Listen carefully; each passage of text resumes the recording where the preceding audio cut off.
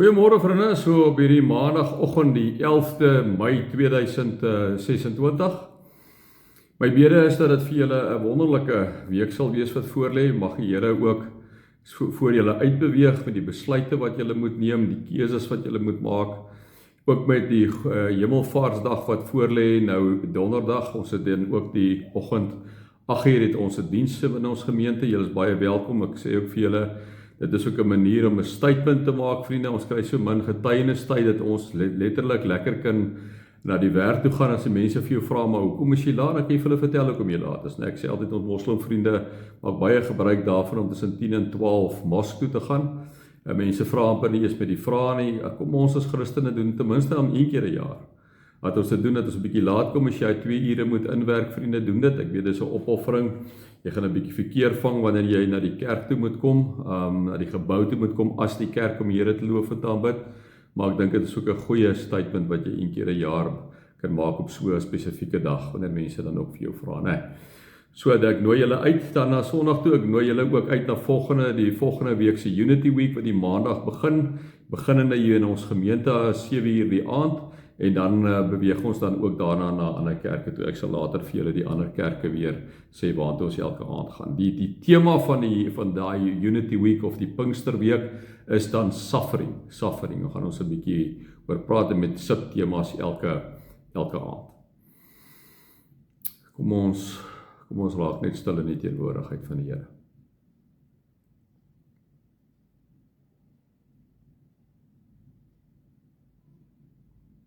Vader, baie dankie vir die voorreg wat ons het om net so vir 'n wyle te kom stil raak so aan die begin van 'n nuwe week. Here, waar ons kan stil raak om ook u stem te hoor, Here, hoe u ons wil begelei en waartoe u ons roep. Hierdie week in ons onderskeie werke, daar in ons huwelik, daar in ons vriendekring, wat moet ons vir u kom doen? Hoe moet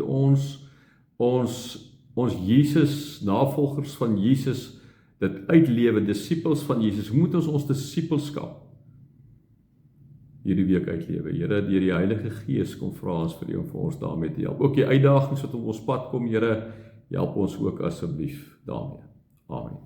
Vriende, mag daar vir julle genade en vrede en oorvloed wees omdat julle God ken, Jesus ken en die Heilige Gees ken.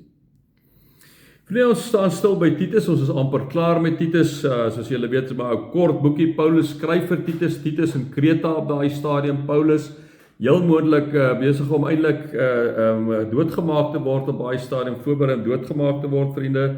So dit is nie 'n maklike tyd vir Paulus nie. Brief geskrywe so om en by 60 tot 64 voor Christus.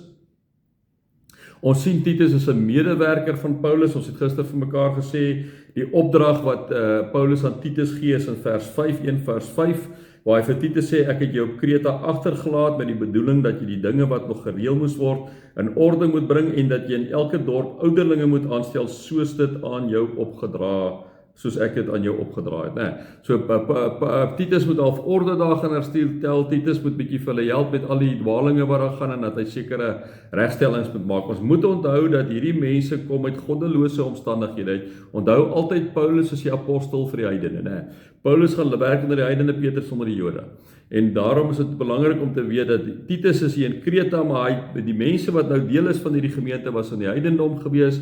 Hulle het nie geglo nie, liewe vriende, hulle is deel van hierdie gemeente. Ook is daar heel moontlik 'n paar Jode wat ook daar is in hierdie gemeente, so 'n mix. En nou kom praat Paulus met Titus. Nou kom sê hy, en ons het vir mekaar gesê hoe hy 'n bietjie praat oor die Christelike gedrag hierso in hoofstuk 3 vers 1 waar hy gesê het, herinner die mense nadruklik daaraan wat hulle moet doen, en dan het hy 'n klompie goed gegee. Dan sê Paulus, ons gister daarby stil gestaan, vroeër was julle onverstandig en ongehoorsaam op 'n verkeerde pad, né? Want hulle was mos nou heidene gewees. En dan sê hy, en dit het ons gister gedoen waar hy sê, maar toe het die goedheid van God, ek het ons dit nie gister gedoen, ons doen dit vandag, waar hy sê, maar toe het die goedheid van God, ons verlosser en sy liefde vir die mens verskyn. En wie was dit? Dit was Jesus, né? Ek hoor hoe mooi sê hy, maar toe het die goedheid van God, ons verlosser en sy liefde vir die mens verskyn. Jesus het verskyn. Hy het ons verlos, nie op grond van iets wat ons vir ons vryspraak gedoen het nie, maar op grond van sy eie ontferming. As jy gaan lees verstaan in Romeine 12 vers 1, dan begin Paulus natuurlik die gedeelte waar hy sê, op grond van sy ontferming, op grond van sy genade, op grond van dit wat hy vir ons gedoen het, op grond van die feit dat hy vir ons gesterf het aan die kruis, op grond van sy ontferming, sê Paulus in Romeine 12 vers 1, gee julle self as lewende en heilige offers. En nou sê hy dieselfde hier, hy sê die volgende, hy sê, maar op grond van sy eie ontferming. Dit het hy gedoen deur die wedergeboorte wat die sonde af was en deur die Heilige Gees wat nuwe lewe gee. So wat het gebeur? Die Heilige Gees het gepraat met hierdie heidene. Hulle het tot bekering gekom, hulle het vir Jesus Christus aangeneem. En wat is dit? Dit is 'n wedergebore. Hulle was sondig in hulle goddeloosheid en heidenskap vasgevang. Hulle het afstand gedoen daarvan. Jesus Christus is hulle persoonlike verlosser aangeneem. En dan sê die Bybel vir ons, dit is die wedergebore. Dit is die wedergeboorte. Hy is wedergebore. Hy is wedergebore in die Gees. Dit is wat hier vir ons kom staan. Dit het hy gedoen deur die wedergeboorte, wat die sonde af was. So wat gebeur? Wanneer jy vir Jesus aanneem, wat doen Jesus? Jesus kom haal jou, vat jou sonde weg. In jou plek het hy gesterwe. Jesus het ons straf, of die goddelose en die heidene, sy straf op hom geneem. Hy het dit skoon gewas met sy bloed. En deur die Heilige Gees wat nuwe lewe gee. En die Heilige Gees bly binne in jou en hy gee vir jou nuwe lewe en hy wys vir jou hoe moet jy verder lewe. Dit doen die wedergeboorte. Soos ons dan deur sy genade vrygespreek en het ons erfgename geword van die ewige lewe wat ons verwag. So hierdie heidene wat hier in Kreta bly, kom sê Paulus vir Titus, sê vir hulle, hoor hierso, julle is wedergebore en omdat julle wedergebore is, weet dat julle deur genade vrygespreek is. Wie is die genade? Deur Jesus Christus vrygespreek. En het julle erfgename geword van die ewige lewe wat ons verwag. Dit is eintlik amazing wat hy hierso vir hulle kom sê. En dan gaan hy net aan, vriende. Dis amper amper aan die einde van die boek wanneer hy sê, dit is 'n betroubare woord, sê Paulus vir Titus. Daarom wil ek hê dat jy van hierdie dinge met groot nadruk moet getuig. Het gaan vir hom grootliks oor Jesus Christus as mense se persoonlike verlosser en saligmaker, die ewige lewe wat hulle kan kry deur wedergeboorte, deur Jesus aan te neem, sodat die wat tot geloof in God gekom het, hulle op goeie werk kan toelê. So wanneer ek en jy 'n kind is van die Here, wanneer ons 'n navolger is van Jesus Christus, wanneer ons in Jesus Christus se voetspore moet volg, dan moet ek en jy, liewe vriende, so optree teenoor mense wat ons die vrug van die Gees uitleef. Geduld, getrouheid, goedhartigheid, vrede, vreugde, vriendelikheid, liefde, nederigheid, selfbeheersing. En wanneer dit is die goeie werke waarop ons moet toelê, deur die werking van die Heilige Gees in ons, dan sê hy, werk wat goed en nuttig is vir die mense. Maar, en dan praat hy nou met Titus self, hy sê, maar jy moet jou nie inlaat met dwaase strydvrae en geslagsregisters en met getwis en stryery oor die wet van Moses nie, want dit is nutteloos en sinloos. Met iemand wat na 2 vermaninge nog skeuring veroorsaak, moet jy niks te doen hê nie, omdat jy weet dat so 'n man op die verkeerde pad is. Deur sy sonde bring hy die oordeel oor homself, kom sê hy, En dan wil ek maar afsluit met hierdie gedeelte, want ons het letterlik nog 'n paar versies oor, en dan sê hy die volgende, hy sê in vers 14, ons mense moet ook leer om met eerlike werk in die noodsaaklike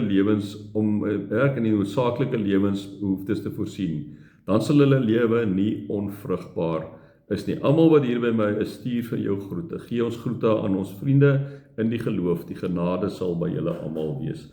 Ons mense moet ook leer om met eerlike werk in die noodsaaklike lewensbehoeftes te voorsien. So Paulus praat hier as 'n tentmaker ook, en hy sê vir Titus hierso, selfs jy daar waar jy is, leer om met eerlike werk in die noodsaaklike lewensbehoeftes te voorsien. Moenie die gemeente belaai met om vir jou te sorg nie, sorg jy eintlik self vir jou. Dit is wat Paulus dan nou ook vir Titus kom sê, vriende.